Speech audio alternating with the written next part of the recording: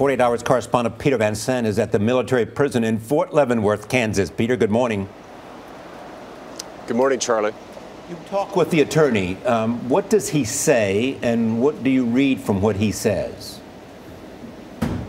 Well, John Henry Brown we met with late last night.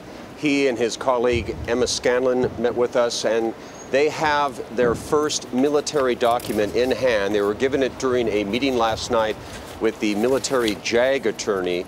They met for about an hour, and this initial finding of fact document is 10 to 15 pages long.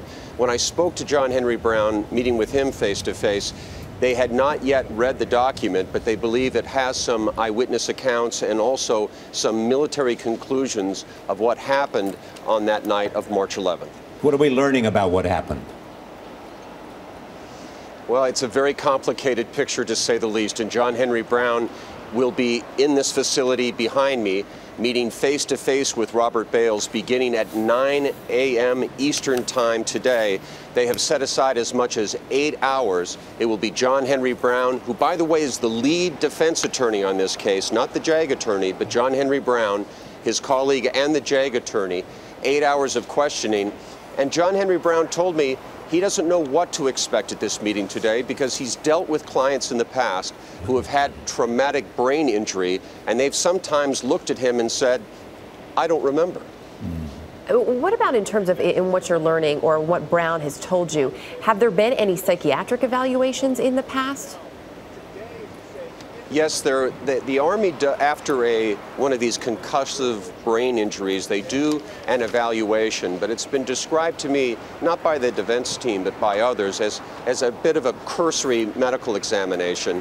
The idea is to try to get these people back out into the field as quickly as possible.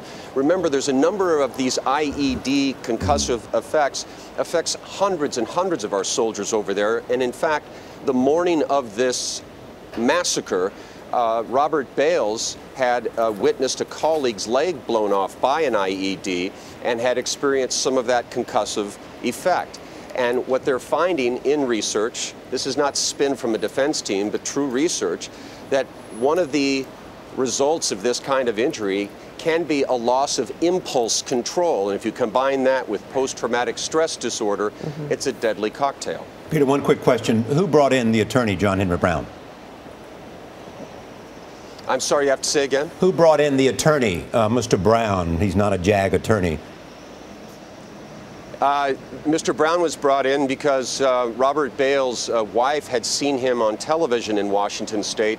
He represented the barefoot bandit, Colton Harris Moore, and got a very successful settlement in that case. And that is John Henry Brown's specialty, by the way, settlements, negotiated settlements.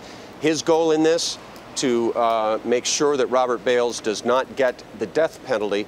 And he also said yet last night he intends to put the government on trial in this case. Peter Van Sant, thank you.